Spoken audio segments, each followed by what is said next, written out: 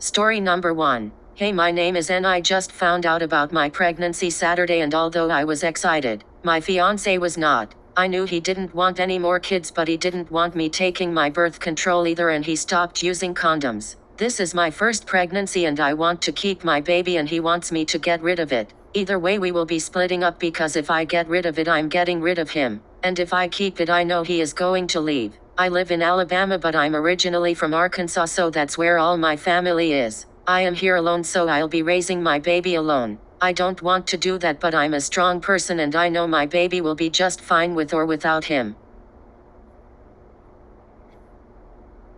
Story number 2. So me and my baby father had sex last month for the first time. I got pregnant the first time we had sex. The second time we have sex, I told him I was pregnant. He knew I was pregnant. When we had sex, he told me to get rid of it. I didn't. So now I'm just a single mother, all because one night stand. I literally only see him 2 times in my life besides us video chatting and talking on the phone. I'm due next year June and I'm just lost for words. I just don't know what to do. He hasn't spoken to make sense. Am I the only one going through this? Sincerely, a lost single mother in Pennsylvania.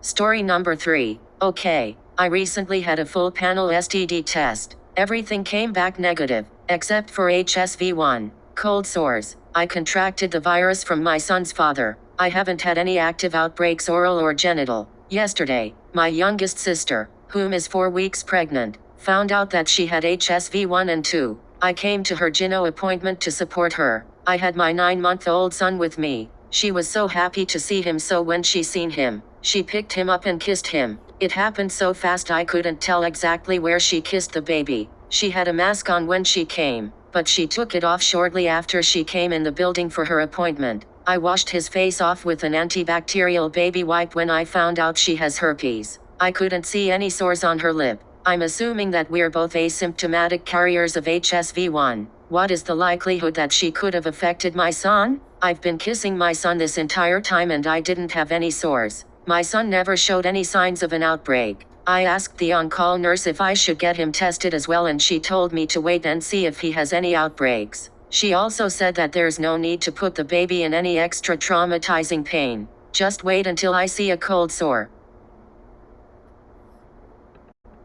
Story number 4. Hi my fellow mamas. I'm 4 months along with my first, and I'm grateful for this app and have been learning a lot from everyone in the chat. The dad-to-be is no longer in the picture out of state, and I'm going to have to try to file for child support once the baby is born with the Attorney General of my state. Thankfully I don't need an attorney to file, just a one-time filing fee, and the state will help pursue. The problem is when I called about it, they said you can apply as soon as the baby is born, but then you have to prove paternity. So he will have to be court-ordered for a DNA test, and then they will get a court date for child support. And they have to find him, since I have no idea where he is, just the state or nearby state even. So they said it can take a year or 2 before I ever see any support, unfortunately. My mom kicked me out for being unmarried and pregnant and doesn't want anything to do with me, the baby, which is fine. It's a very strained relationship, so I just learned what not to do mostly. I lost my dad last year, so it's just me. I've also been having a really hard time trying to find a full-time job. I was laid off